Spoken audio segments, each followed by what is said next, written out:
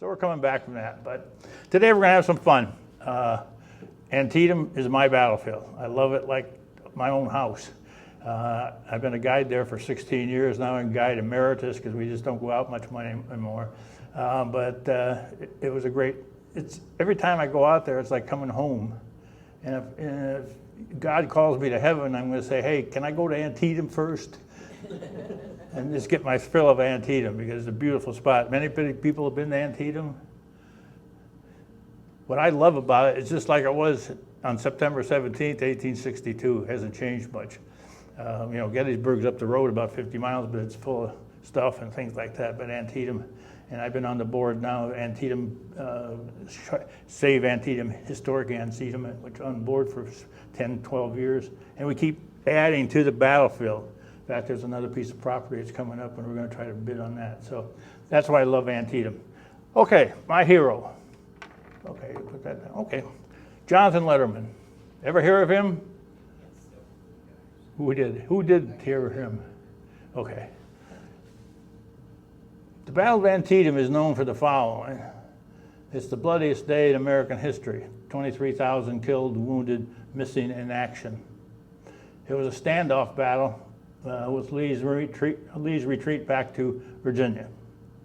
As a result of the outcome of the battle, Lincoln issued the preliminary Emancipation Proclamation, which came to be on September 23rd, 1862, which is about a week after the battle. It didn't take effect until January 1st, 1863. So Lincoln came there, and Lincoln was at the battlefield one time just to talk to General McClellan. Any McClellan fans here? No? Okay, the result of the battle is the Letterman Plan. Jonathan Letterman, okay, we got his picture up there. He's the father, I call him the father of battlefield medicine.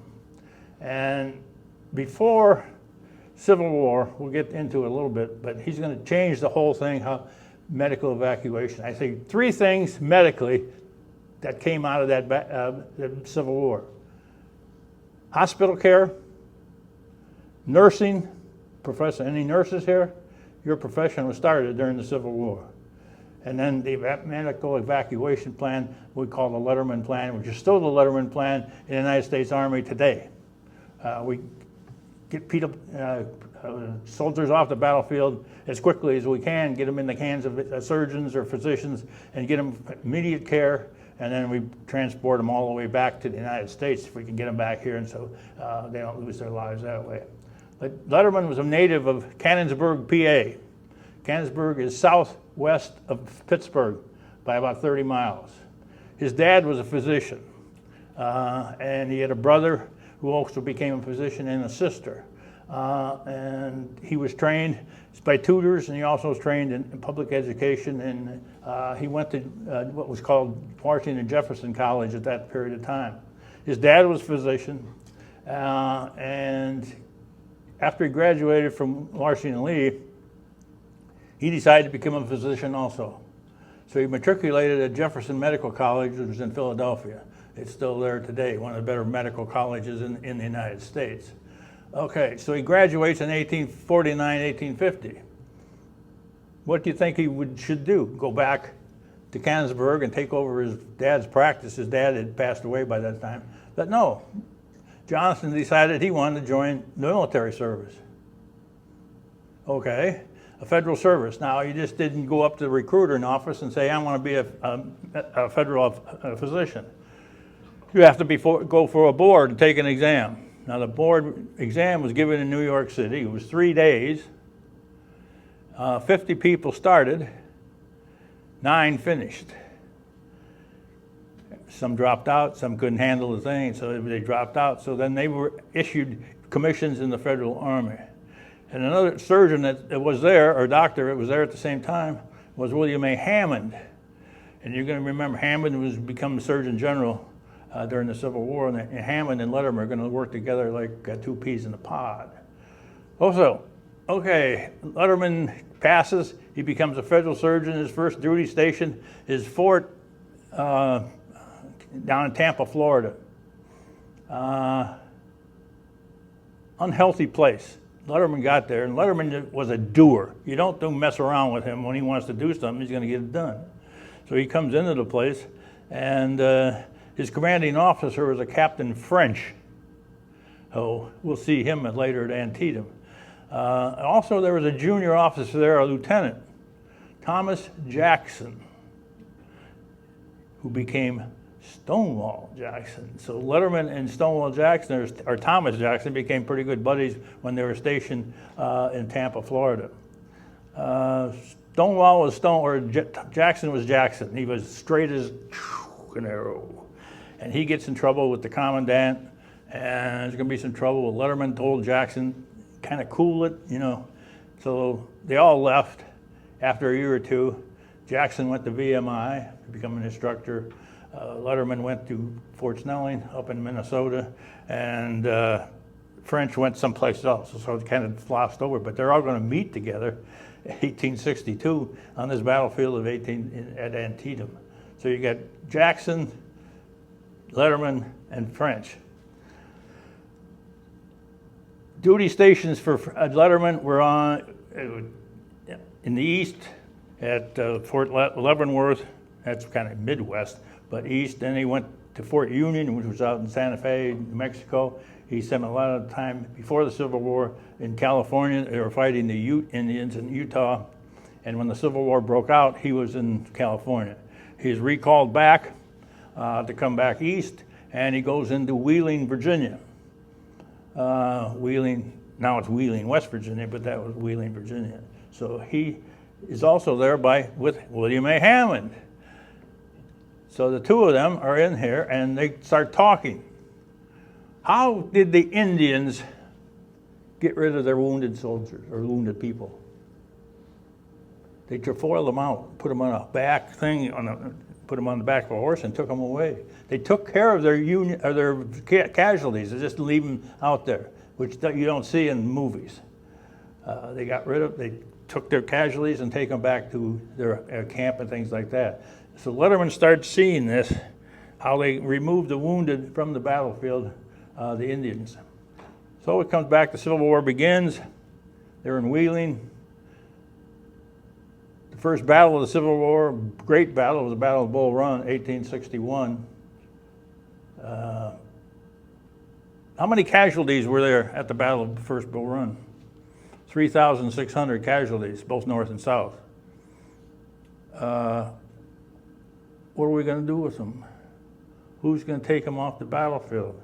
We have an ambulance system. It doesn't work. It's manned by band members and other people, and they all skedaddled when the first cannons went off.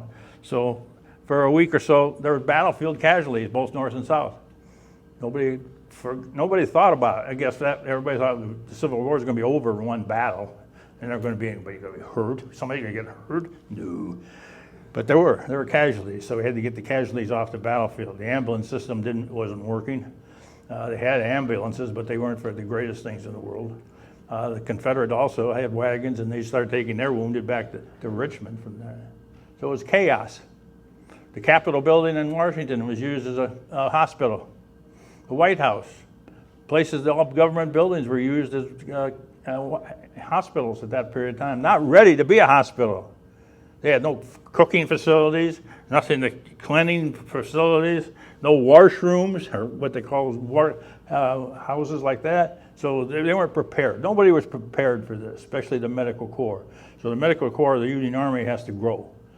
So 1862, William A. Hammond takes over as Surgeon General. Takes over from Surgeon Finley. We don't want to remember Finley. He was a nothing. So Hammond comes in, and Hammond was 6'4" tall, which was tall, and Lincoln was 6'4" tall, and he kind of hovered over people as he hovered over Secretary of War Stanton, and Stanton hated that because he had to look up to Hammond all the time. And Hammond was a doer. He said, we got to do some stuff. We got to get hospitals. We got to take care of the wounded. Get pharmaceuticals for the wounded, things like this. We got to make this medical corps into something. So he tabs Letterman, who's out in Wheeling, West Virginia, and he brings him back and puts him in charge of the Army of the Potomac, the Medical Corps of the Army of the Potomac. This was in July of 1862. That's when Ed Letterman takes over. And this is after the battle, the great battles in and around Richmond, 7 days battles, and then casualties all over the place.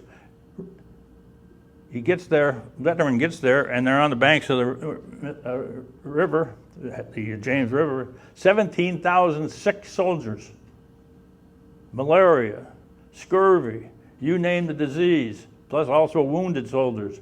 Nobody was moving them. Letterman gets a messenger up to Hammond and says, you got to bring me 100 surgeons, you got to bring me fresh food down here, and I need some conveyances to get these soldiers out of this unhealthy place. Now, since July, you ever been to Richmond, Virginia in July, it's not a very healthy place. So boats came down.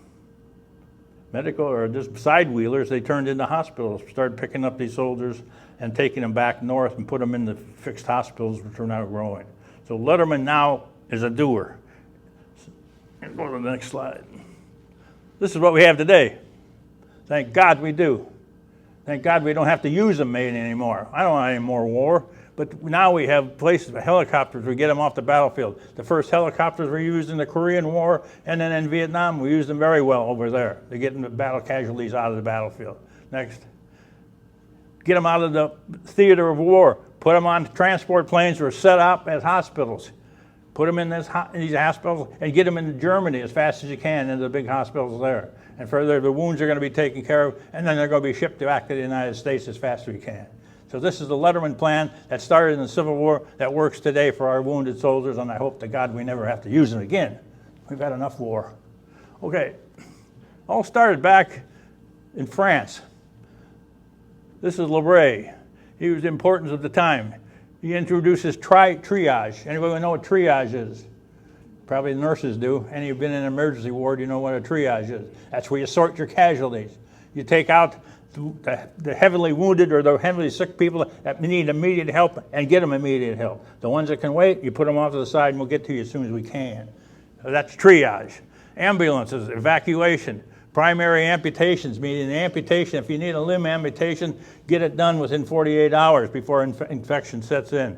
And he also did amputation below the knee joint. So Leray, Letterman, and Hammond also written everything that he wrote. So he knew what they did in France in the Franco-Prussian War. Next.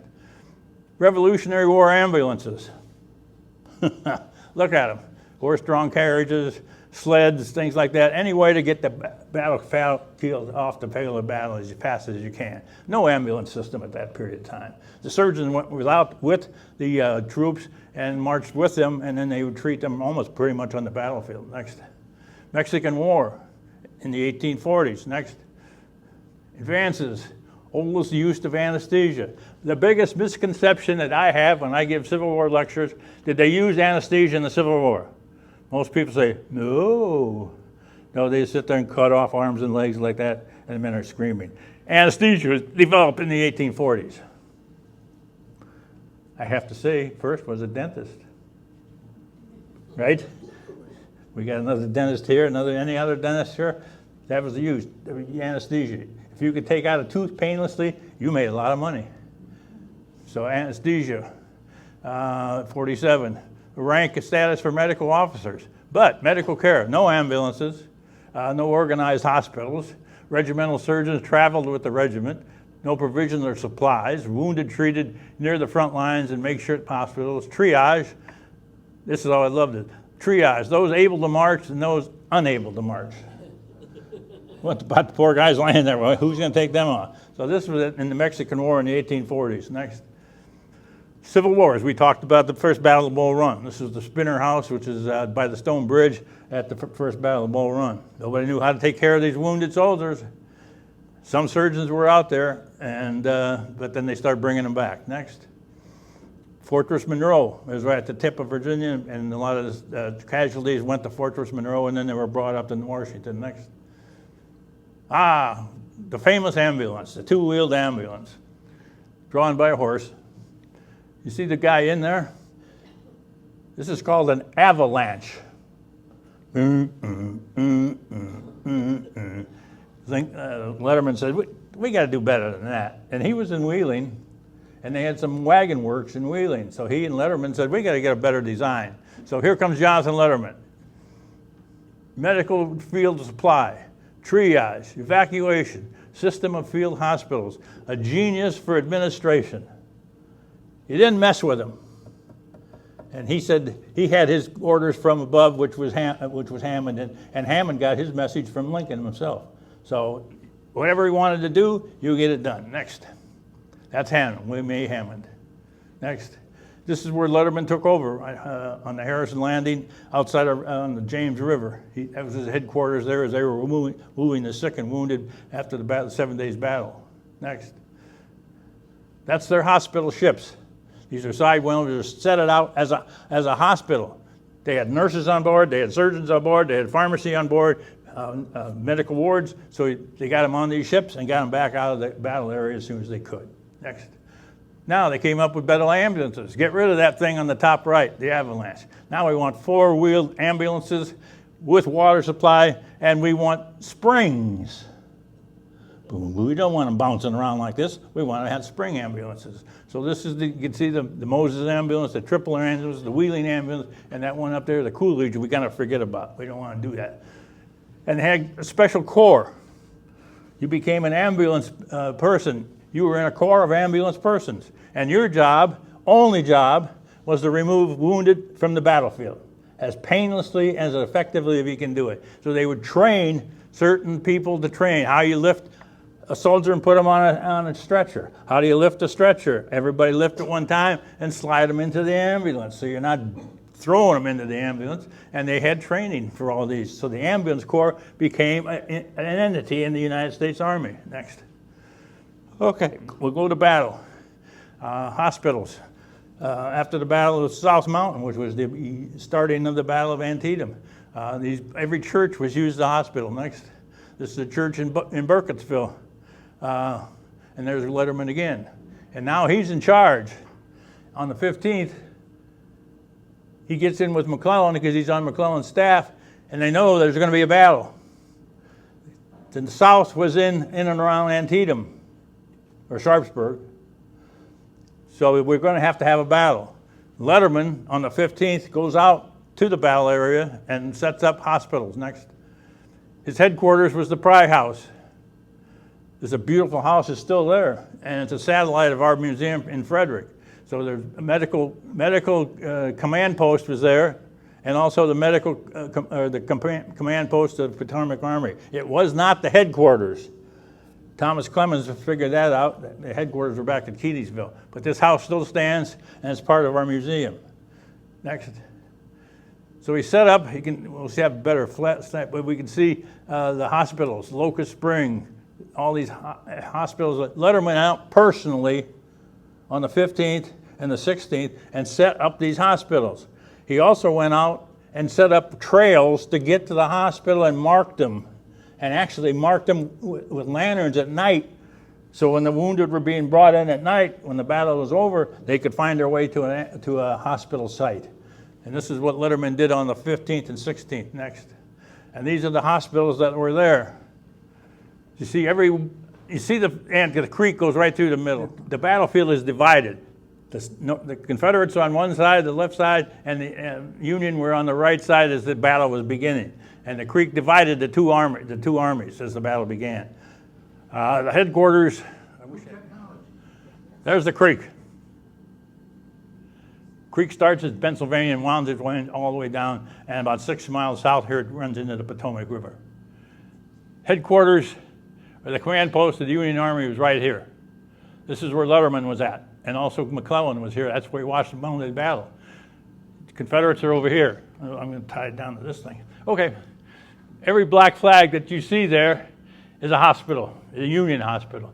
The black flags on this side are Confederate hospitals. Every church, barn, school, you name it, they took over as a hospital. What did they need most? Fresh water. Second, straw, so they could lay the men on after the amputations or their surgery so they could be comfortable. Food supply, and also evacuation out of the area. So it was all here, and you can see all the flags. There were 34 major hospitals Union during the battle, and probably about 15 Confederate. Now, the Confederate surgeon who was in charge of Lee's army was named Lafayette Guild. He was a counterpart of Letterman. In fact, they almost went to school together. And Guild's father was a physician from Alabama. So he was in charge of Lee's army, the medical corps. I'm trying to do some research on Guild. I'd really like to do a book on him because he's about as important as Letterman to the Confederates. So these hospitals were all set up. And on the night of the 17th, after the Great Battle, you got all these casualties. I don't want to block your view. You okay? Okay. So now at night, on the night of the 17th, all these casualties are on the battlefield, yelling and screaming for help. Help me, help me. So they bring out the ambulance people and they start taking them back to hospitals in the rear to get away from that. On the night of the 17th, Lee called the Council of War, which is right in town of Shepherdsburg. The building's still there. He called all his commanding generals. In fact, Stonewall Jackson, Longstreet, all came and they said, what are we going to do? Should we evacuate and get out of here and go back to Virginia? Most of them said, yeah. We did what we were supposed to do. We came in here. But Lee said, no, we're going to stay. So they stayed on the night of the 17th. And you imagine the misery of these soldiers the night of the 17th, trying to get care. But they did get some care. The ambulances came out, the surgeons were out there.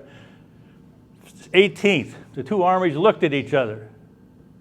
Nothing happening. The only thing that was happening was the medical corps. They were taking care of the wounded. Finally, on the night of the 18th, Lee said, I've had enough. Let's go back to Virginia.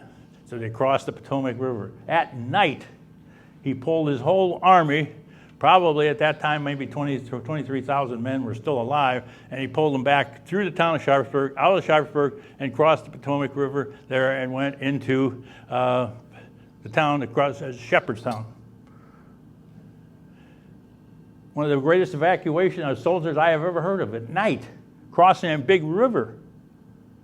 And he got them back there with the Union, didn't even know what was happening. All of a sudden, the Union got up on the 19th. They're ready to fight again. There's nobody there. They're all across the river. They're back in Virginia. The Battle of Antietam is over. It's history. Except all the wounded, and they're still there. So what happens after that? Next. These are some other ones. And you'll see some of these. We'll show you some pictures of some of the hospitals, the Otto Farm, the Sherrocks, and everybody like that were all there. And most of those buildings are still at Antietam. So if you go to Antietam, I know some lady came up and said she wants to go to Antietam. And she said, how many days do you want to spend? I said, months. But you get one of our guides, licensed guides, and I gave her the name of somebody, but take you around. 2 days you could probably do it. It's not the big battlefield that like Gettysburg is. It's a one-day battlefield. Next. Okay. Hospitals that are still there. This is the Pry Mill Hospital. It's right on the banks of the Little Antietam Creek and also the Big Antietam Creek. It was a mill. You can see the millstone. It's still there. It's under private ownership right now. It's a beautiful spot. If my wife would have let me, I would have bought that years ago, but but it's well kept. A man who owns it and his family take good care of it. This is what we call the White House Hospital. A famous lady came there on the night of the 17th from Washington, D.C. with wagon loads of supplies. She heard that the Union Medical Corps didn't have a lot of good supplies for the wounded soldiers or the sick soldiers. So she took it upon herself to gain some money, buy some supplies, put them on the wagons, and drag them out from Washington, D.C. Clara Barton. This was the start of her action during the Civil War, which she did completely through the Civil War. And we can do a whole story about Clara Barton. She took care of the soldiers all through the war and even after the war, and then she started the American Red Cross, which we know about now. But this is the White House. This is where Barton worked. This is what we call the Red Brick House. It's still in private hands. You can see they're Amish ladies, and they're more up top. But that was the hospital of the 6th Army Corps. Next. This is the most beautiful hospital on the battlefield. It's the Hoffman Farm, down in the valley. The battle is up where the trees are on the other side, and there are trails down here that come down here, and this whole hospital was used. It's one of the biggest hospitals. It had 1,000 people in there, and it was also the headquarters in the United States Sanitary Commission, still in private hands. One of the most famous pictures that I love about a battlefield hospital. This is right after the battle. This is Surgeon Anson Hurd, 14th Indiana. The Union Army had a problem getting supplies to the battlefield after the battle.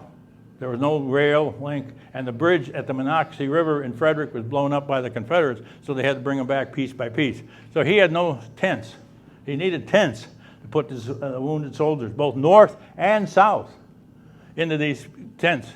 Put them underneath so they get away from the sun, the heat, things like this. But this is Anson Hurd in his uniform. He has a green sash. Telling the green sash means he's part of the medical corps. Do not shoot him, please. The same with the Confederates. They wore a green sash also. One of the prized parts of my collection is that sash that he's wearing. I have it in my collection. I think someday it's going to end up right here. Part of the end. You and I will be happy to talk to you. Okay. That's where it should be. Next. Okay. During and after the battle, and couple of weeks after the battle, the Union Army was there. They were there for a whole month. So they started bringing in all the casualties from outlying hospitals. We want to put them in specific hospitals where they could do the care and also to evacuate them out. This is the Locust Spring Hospital. There's a spring house right over here, but this is a private residency, but this was a hospital where all the men in the 9th Corps who fought at the Burnside Bridge were brought here to lay here until they were evacuated out. This hospital lasted until Christmas of 1862. It's still there today. It's called Locust Spring Hospital or Crystal Spring. One of my favorite places, which there's nothing left of it, but it's Smoketown Hospital. This was a bunch of oak trees. It was on the northeastern or western part of the battlefield, and this is the second one where the patients from 2nd Corps, 1st Corps all ended up here. And we see our favorite nurse right here. She was the angel of the Smoketown Hospital. Surgeon Vandercleef was in charge. He's over here underneath the tree there. This hospital was in existence till the spring of '63. They finally evacuated out. What this hospital had was trees, shade, and all the water supply. We're still trying to figure out where it was. We kind of have an idea where it was, but we can't pin it down. One of my favorite friends out at the battlefield, Joe Stahl, is a guide out there, and we've been working on that, figuring out where this hospital actually was. We know approximately where it was. We know the roads that came out from there, but this was the Smoketown Hospital where they evacuated to and then evacuated out of here. Next. Night of the 17th, 18th. Next. Carnage. These surgeons on both armies had never seen carnage like this. They came from small towns, maybe a big town, but they never saw bodies like this. And they always say, well, the surgeons, they were quick with their knives. Well, come on. How did they get a training to see this kind of stuff? So they had on-job training. And it weeded out a lot of people that weren't qualified. In the beginning, they were called sawbones and other names, but then they had to take care of these. But these are wounded or dead Confederate soldiers. Next. Take a man from the 6th Wisconsin. He's wounded in the cornfield, the famous cornfield, the first part of the battle in the morning of the 17th. 8,000 casualties from 6 o'clock in the morning till about 7:45 in the morning. 8,000 casualties, both laying in the cornfield. Next, this is what the cornfield looked like. It was September. The corn was ready to be harvested, but it's about this high. It wasn't as densely populated as we do corn today. You can't walk through a cornfield today and get lost. But this is how it was. That's how it looked, I think. Next. This was the DR hospital. DR Miller. Okay. Boo. D.R. Miller House. The government owns these places, and we take care of the exterior, but we don't do anything with the interior. So this is from the cornfield. They were brought back to this area. And what did Letterman set up? Next. He put surgeons within 100 yards of the battle area. They found the defilade. This is behind the house, and the surgeons could get down here, and they would be out of gunfire. The wounded were brought back here. Their wounds could be attended to. Stop the bleeding. Get them ready to be transported out by ambulance or stretcher bearers. Get them out of this area, but here they get some protection. Give them some water. Get them ready to move. So, but this is the first area, a field dressing station, we call it today. Today in the Army it's called the Evacuation Hospital. Next.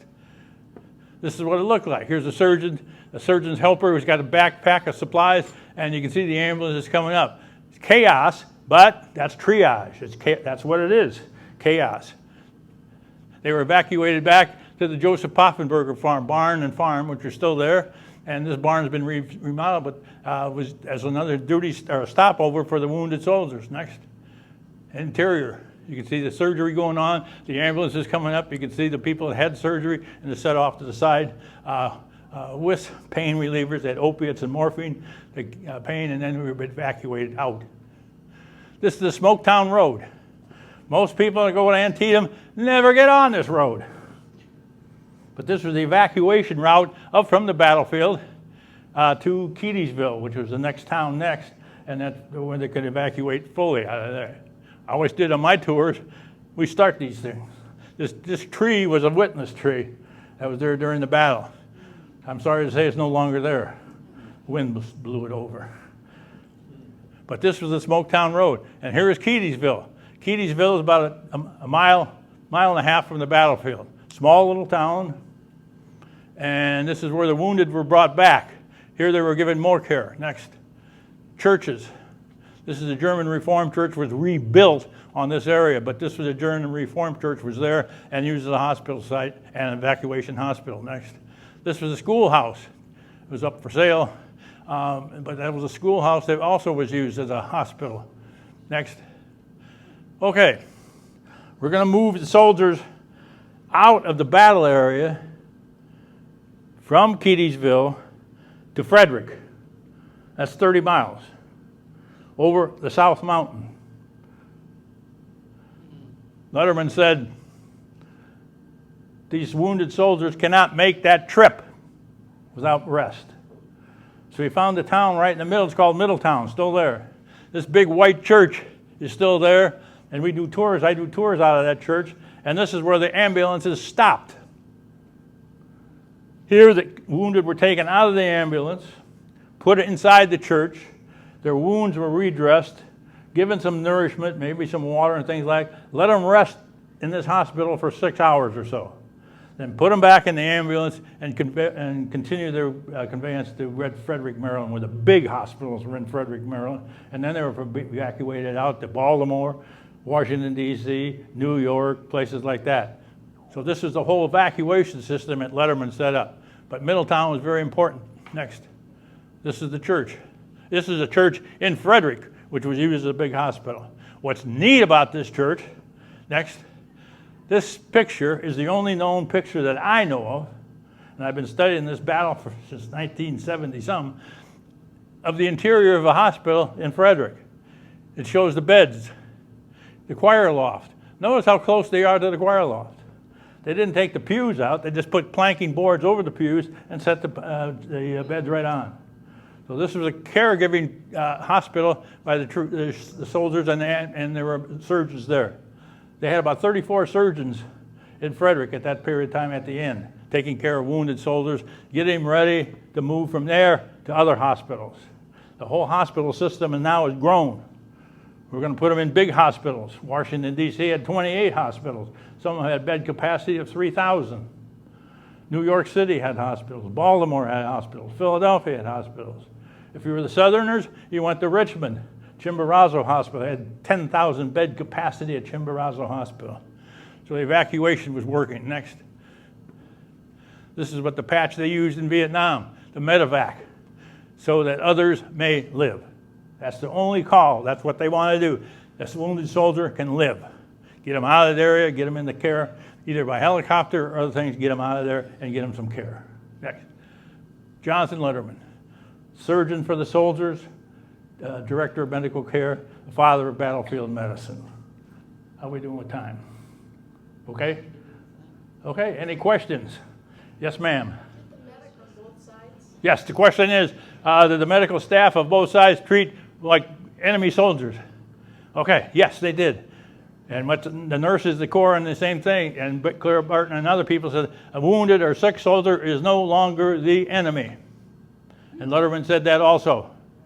And the Confederate surgeon said the same thing. You take care of them. In fact, when the Confederates removed themselves from the battle area, they left some surgeons there, their own surgeons, and stayed. And the same thing with the Union Army. At the Battle of Chancellorsville, some of the surgeons, the Union surgeons, were left in the area, and they were able to take care of the wounded Union soldiers and Confederate. So they did. This is a humane battle. It's not like what we think of warfare today. Yes, sir? What happened at war camp?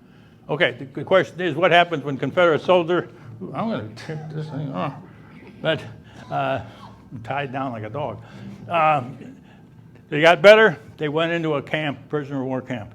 And then if they couldn't function as a soldier anymore, they went back home. They let them out. Same thing with the Union soldier. You had your legs taken off or things like that. You're no good to so get to send them home as best you can. Okay, glad you asked. Letterman served from 62 to 63. At the Battle of Gettysburg, he got riled up. He got so mad at General Meade, he wrote a scathing report about they wouldn't get medical supplies to the battlefield. And Letterman is at Gettysburg with 56,000 casualties in a 3-day battle. And he needed hospital wagons. He needed all the surgeons out in the field were we need bandages, we need this and this and this. But they didn't allow the hospital supply wagons to get there. They wanted ordnance supply, bringing in bullets and things like that. Letterman wrote this letter, I'll quote for him, he said, I had a system and it was working, and you would not let it work.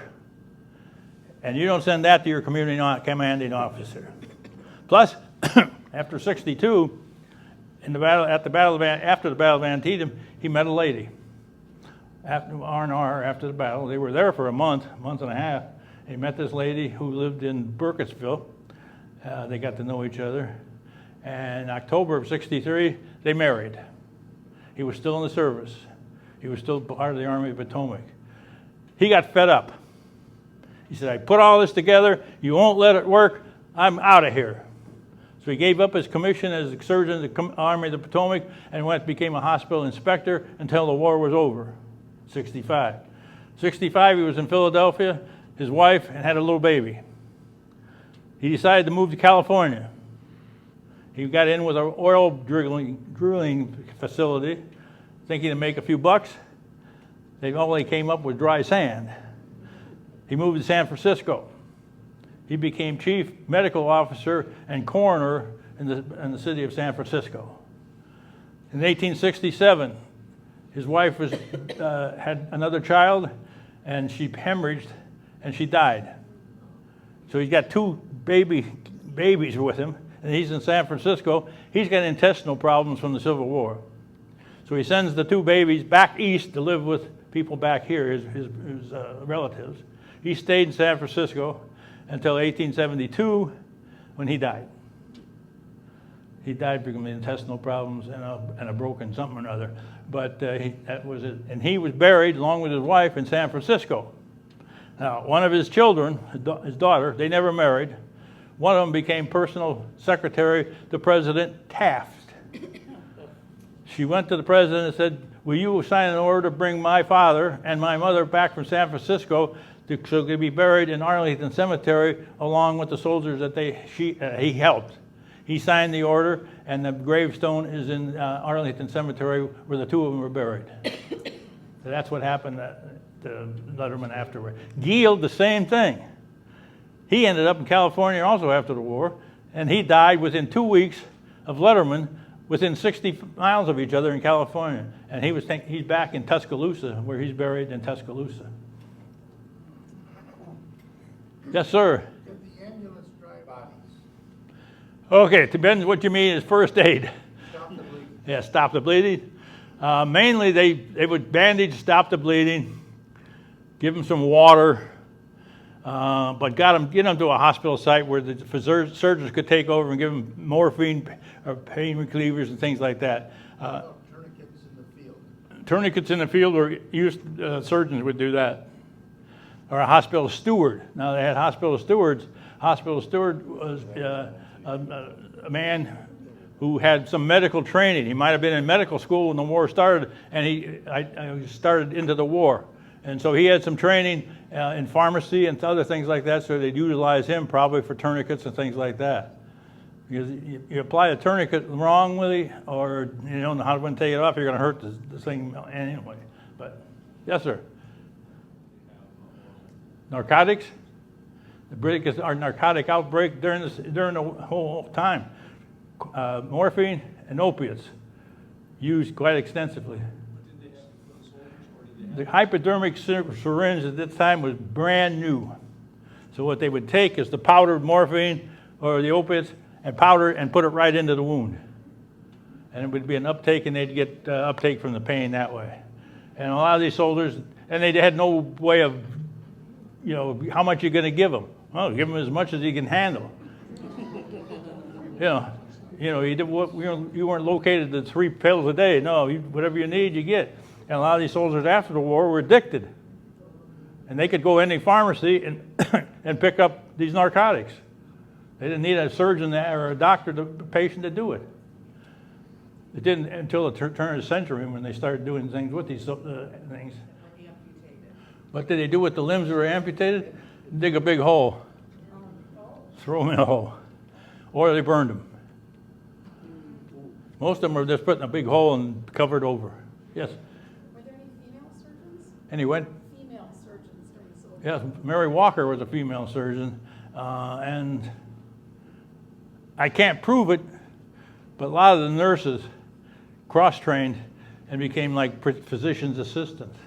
And they would take over maybe in the hospital, and while the surgeon was busy doing other things, they could change bandages and things like this to keep an eye on their patients. So, that'd be a good question. It'd be something. When did physician's assistants begin? When did it begin? When we have PAs? The actual title? That's who first saw me with my broken ribs, was a PA. She said, "You got a problem." I said, "Yeah." I know it. Any other questions? Yeah. Yes, sir. I think the whole thing at Antietam is his memorial. We tried to maybe get a plaque to put on the Pry House. It's just where Letterman worked. His headstone, we got a picture of it, but I have to go back and find it. I don't know where it was at. Go back. There it is. Jeez. And what's it say at the bottom? He is known. Right here. Okay. The memory of him shall not depart away, and his name shall be in request from generation to generation, which comes from a classic, Ecclesiastes. That has been my job since the 1970s when I first started studying Letterman. Keep his name out there.